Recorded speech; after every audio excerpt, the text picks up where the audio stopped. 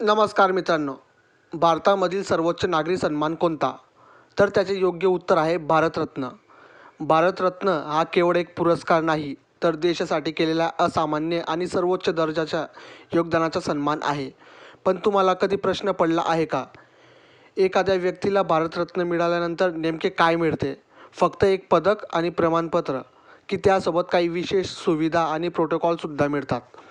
आजच्या या व्हिडिओमध्ये आपण भारतरत्न पुरस्कार प्राप्त व्यक्तींना मिळणाऱ्या सन्मान, प्रोटोकॉल आणि सुविधांबद्दल अगदी सोप्या भाषेत जाणून घेणार आहोत. आणि शेवटी एक असा मुद्दा सांगणार आहे ज्यामुळे भारतरत्नाचा खरा अर्थ तुम्हाला समजेल. चला तर मग सुरुवात करूया. तर बघा, भारतरत्न सुविधा आणि लाभ. तुमचा पहिला पॉईंट आहे, आयुष्यभर आयकर भरावा लागत नाही. भारतरत्न मिळालेल्या व्यक्तीला आयकराच्या बाबतीत विशेष सवलत मिळते, असे या पॉईंटमध्ये सांगितलं आहे.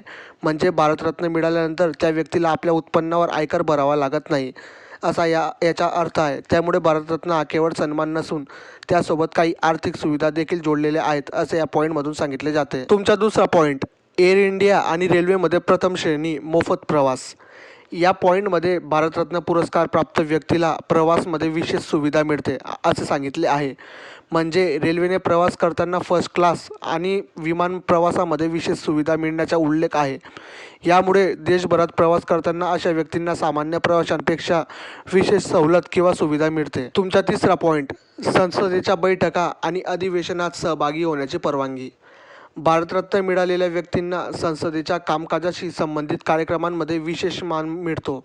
संसदेमध्ये लोकसभा आणि राज्यसभा अशी 2 सभागृहे आहेत आणि येथे देशातील महत्त्वाच्या विषयांवर चर्चा होते.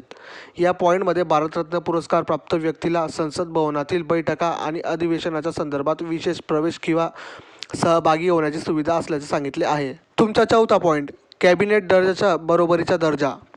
हा पॉईंट म्हणजे भारतरत्न पुरस्कार प्राप्त व्यक्तीला अत्यंत उच्च दर्जाचा प्रोटोकॉल आणि मान दिला जातो. कॅबिनेट मंत्री हे केंद्र सरकारमधील अत्यंत महत्त्वाचे पद आहे. भारतरत्न पुरस्कार प्राप्त व्यक्तीला औपचारिक कार्यक्रमांमध्ये त्याच्या उच्च प्रतिष्ठेला अनुरूप विशेष मान दिला जातो. त्यामुळे या व्यक्तीला सरकारी कार्यक्रमांमध्ये प्रोटोकॉलच्या दृष्टीने विशेष दर्जा असतो. पाचवा पॉईंट, गरज पडल्यास झेड ग्रेड सुरक्षा दिली जाते. या पॉईंटमध्ये सुरक्षेबद्दल सांगितले आहे. भारतरत्न पुरस्कार प्राप्त व्यक्ती अत्यंत प्रसिद्ध आणि महत्त्वाची व्यक्ती असल्यामुळे काही परिस्थितींमध्ये त्यांच्या सुरक्षेची विशेष व्यवस्था केली जाऊ शकते.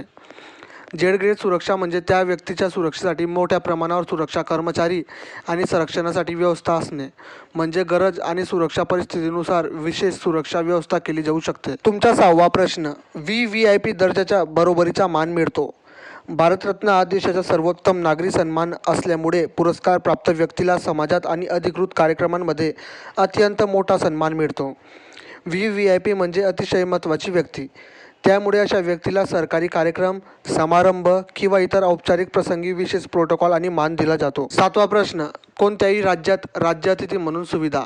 भारतरत्न पुरस्कार प्राप्त व्यक्ती एखाद्या राज्यात गेली तर त्या व्यक्तीला स्टेट गेस्ट म्हणजे राज्यातिथी म्हणून विशेष मान दिला जाऊ शकतो.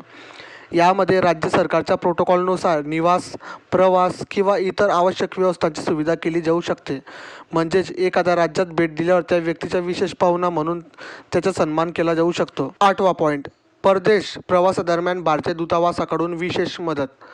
भारतरत्न पुरस्कार प्राप्त व्यक्ती परदेशात गेल्यास तेथील भारतीय दूतावास किंवा भारतीय मिशनकडून आवश्यक ती मदत आणि प्रोटोकॉल सहाय्य मिळू शकते. उदाहरणार्थ, अधिकृत कार्यक्रम, भारतीय अधिकाऱ्यांशी संपर्क किंवा इतर आवश्यक बाबींमध्ये दूतावासाकडून सहकार्य केले जाऊ शकते. यामुळे परदेशातही भारताच्या सर्वोच्च नागरी सन्मानाचा विशेष मान राखला जातो. तुमचा 9वा आणि शेवटचा पॉईंट आहे, देशाचा सर्वोच्च नागरी सन्मान म्हणून गौरव केला जातो. भारतरत्नाचा सर्वात महत्त्वाचा भाग म्हणजे हा भारताचा सर्वोच्च नागरी सन्मान आहे.